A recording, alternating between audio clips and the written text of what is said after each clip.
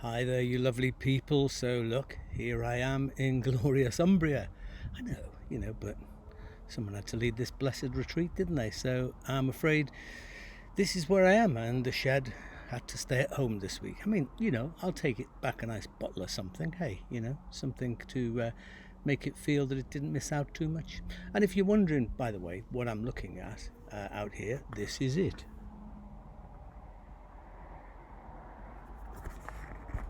Pretty good, huh?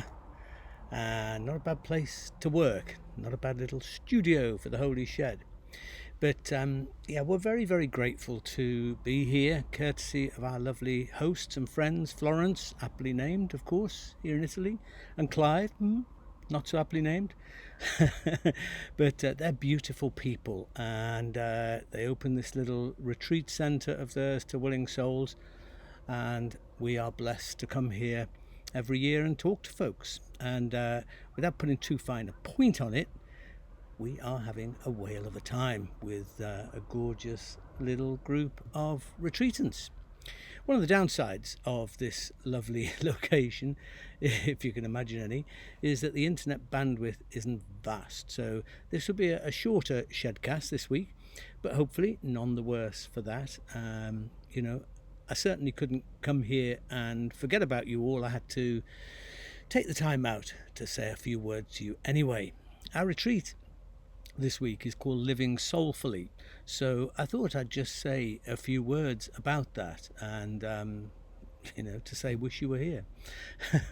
I can't recall when I first heard of something called the soul. Probably in my mother's womb, to be honest, definitely in my cradle. It's been buried in my conscious and subconscious mind from pretty much the day I was born, really. I grew up thinking that the soul was, the immortal bit of me, somewhere buried inside, that would one day spend eternity in either endless bliss up there in heaven or in everlasting conscious torment downstairs in hell. I mean, no wonder I sometimes lay awake at night as a boy, as I did, frightened out of my tiny little wits, scared stupid, I suppose, that I would end up in the wrong place. I can remember actually sneaking in the dead of night into my parents' bedroom to check if they were still there, afraid that Jesus might have returned and taken them off to heaven and I was left behind. Burst into a Larry Norman song at that point, for those of you who are old enough to remember Larry.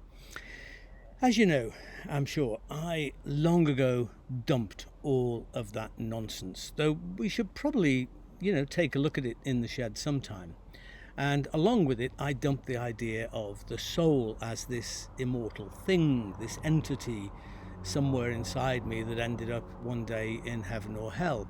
But I never dumped the notion of soul, or even more, I never dumped the idea of soulfulness, which is what has become more significant to me, I suppose, over the days and years. And it's interesting, isn't it, that soulful and soulfulness is an expression that has sort of escaped from the religious environs nowadays, and we speak about things in all kinds of ways as being soulful or sometimes of being soulless.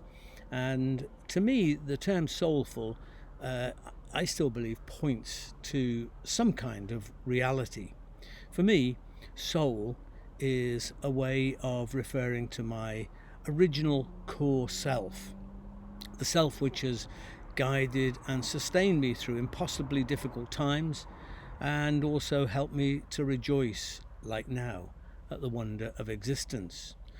I see the soul as the gritty life force, really, that gives soul music its name, actually, that life force. It's what you could say is the being in my human being.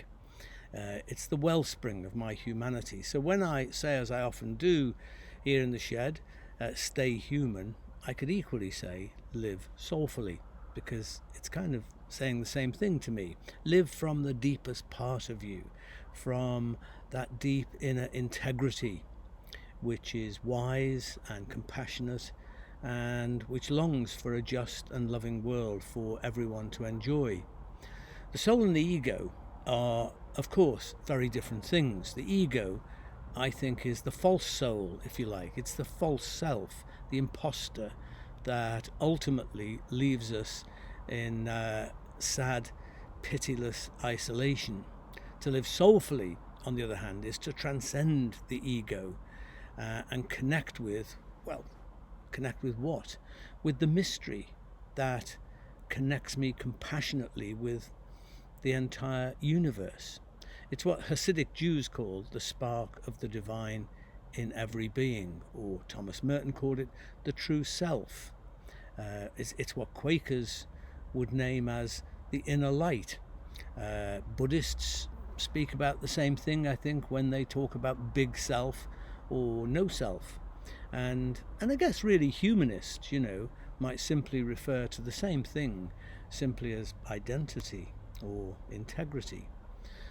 The Quaker Parker Palmer, who I have quoted numerous times in The Shed, says that what you name the soul really doesn't matter. What you call it doesn't matter.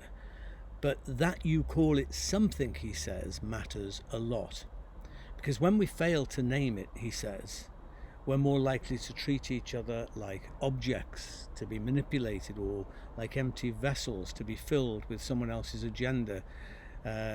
Or, I may add, it also ends up perhaps in treating Mother Nature as just a human utility, something to squander and exploit, instead of finding in nature a friend and a mentor. Because I think that the world, Mother Nature, has a soul too, as all creatures have a soul. And we need to do whatever we can to remind ourselves of the sacred being in all of this, in all our sisters and brothers as fellow human beings, especially at a time when there are entire groups of people who are being portrayed as subhuman, but also to acknowledge species extermination and the natural world being destroyed. And if we don't have some identity for this, some way to name this mystery, which is the mystery of all life, of all beings, of this planet itself, then that's where I think we can end up, really. We end up in a soulless people in a soulless world. I think soulfulness is really a quality of living rather than being an entity, a thing. I think that soulfulness is a quality of living which we don't always experience. We don't live soulfully, 24 hours 7. Of course we don't. Sometimes our culture, as I said a moment ago, itself is really quite soulless, and we're part of that, and we get caught up with that and lose sight of our deeper self, our deeper calling. We lose sight of the sacredness of each person. I think this is really, what Jesus meant when he talked about gaining the world and losing one's soul. I don't think he was talking about, as so many gospel messages I have heard over the years, I don't think he was talking about, ending up in hell when we die. That's, I don't think, what he meant by losing our soul. I think that he was talking about ending up existing, really, just existing like shadows in this world, instead of, shining like the sun as we are meant to. And I think that addictions, whether it's to substances, to consumerism, an addiction to instant gratification, we want it all and we want it now, or addiction to achievement and win, and all these kind of things.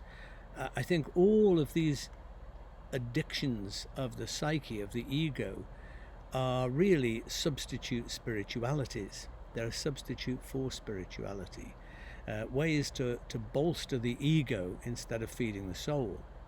The soul is generous, Parker Palmer says. The soul is generous. It takes in the needs of the world. The soul is wise. It suffers without shutting down. The soul, he says, is hopeful. It engages the world in ways that keep opening our hearts. The soul is creative. It finds a path between realities that might defeat us and fantasies that are really just mere escapes.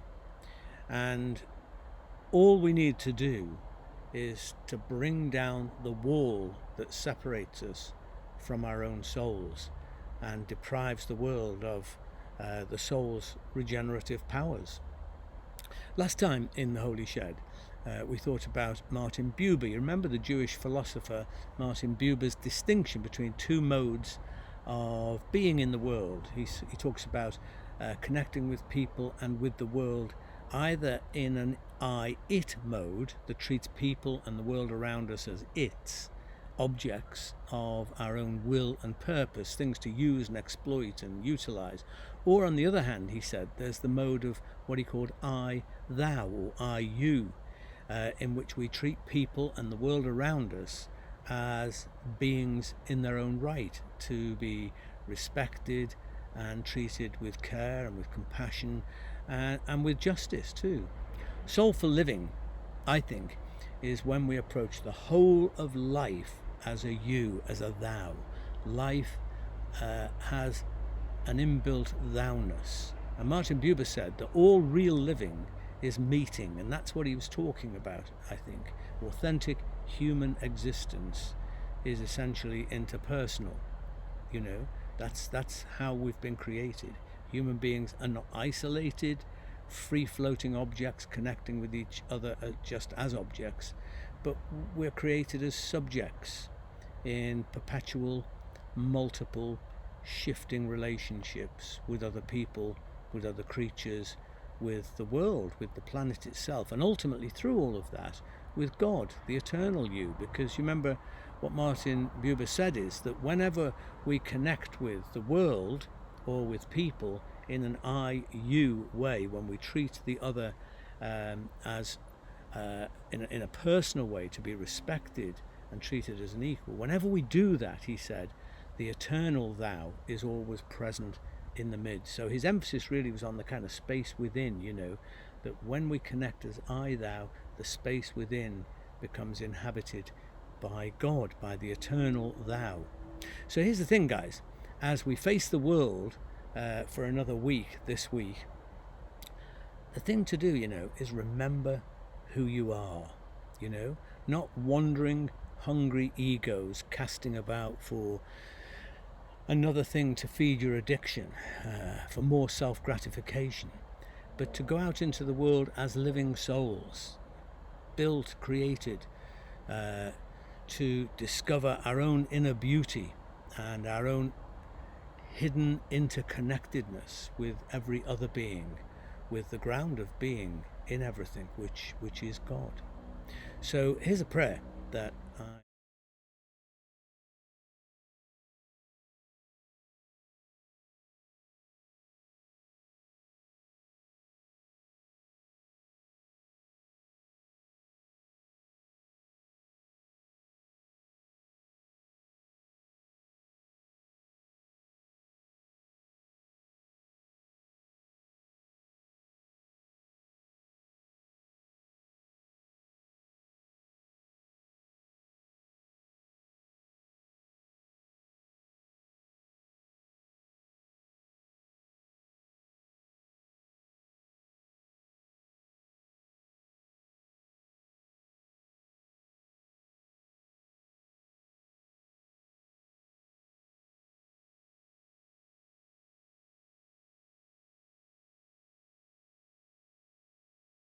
Okay, so you know what we do now. I'm afraid I haven't got my shelves with me, so I haven't got the the whiskey bottle hidden away somewhere there back in Somerset.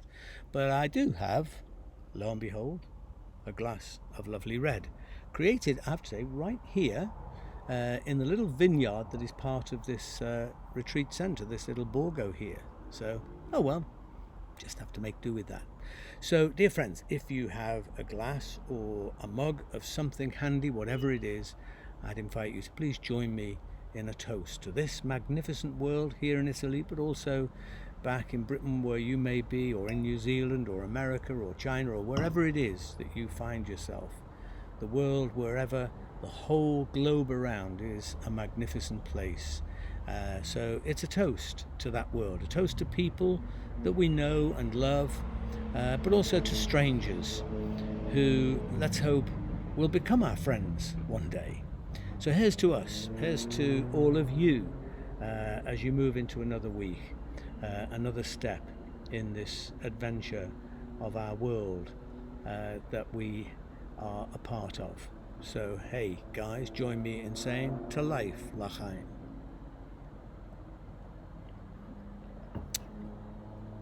Pretty good. Okay, so if you like what we're doing here in the shed, or in Italy at the moment, you can support us through this coffee site. The link is always at the top of the Holy Shed Facebook page, and a million thanks to all those of you who support us and enable this little shed thing to keep on the road. So that's it for this week, guys. I can't show any videos, I'm afraid, not enough capacity to do that. But why not click on the link on my Facebook page to a deeply soulful song that I've put there, a song of longing by the wonderful Nick Cave and the Bad Seeds. It's called Are You the One, and it's one of my favourite songs. It moves me every time I listen to it. It's a love song, I guess, but then Nick Cave says that all true love songs are ultimately directed at God, and I think you'll love it. I know I do. So here is a blessing, our usual shed blessing, the blessing of God, the eternal goodwill of God, the shalom and salam of God, the wildness and warmth of God be among us and between us now and always. Amen. One last thing, actually, amid all the joy and the fun that we're having here, one last thing is that amid all of this, there's a great sadness for me and Pat. Our hearts are heavy at the loss this week of our very dear friend Katie. Sadly, another casualty of COVID. And knowing that she was ill, Pat brought along a beautiful soap bag which she had crocheted for us as a gift some time back. And so we've got that here with us as a little part of Katie that we're holding on to. So rest in peace, dear, precious, lovely Katie. And let's remember, folks, this virus ain't kidding. So here's to you, sweetheart Katie, always in our hearts. And here's to all of you guys. Have a good week, and we'll be back in the shed next week, and I look forward to seeing you then. See ya.